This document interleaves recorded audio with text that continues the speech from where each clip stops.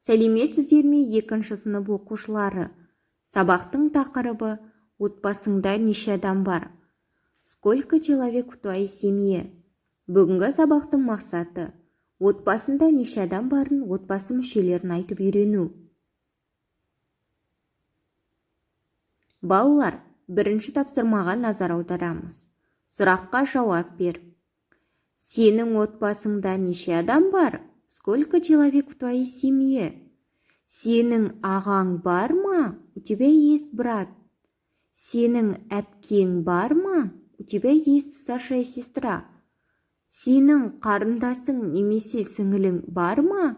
У тебя есть младшая сестренка. Сенің інің бар ма?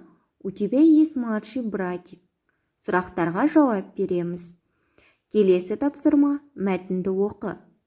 Менің атым Әнел. Менің отбасым үлкен. Отбасымда 5 адам бар. Менің әкем, анам, ағам, сіңілім бар. Анамның аты Сәуле. Әкемнің аты Асқар. Ағамның аты Қанат. Сіңілімнің аты Алуа. Біз татумыз. Мен отбасымды жақсы көремін. Балалар, келесі тапсырма жазылым тапсырмасы. Суреттерге қарап сөйлем құрап жазамыз. Төменде үлгісі берілген. Мысалы, мен ағаммен шахмат ойнаймын. Ал екінші сурет бойынша мен ініммен бассейнге барамын.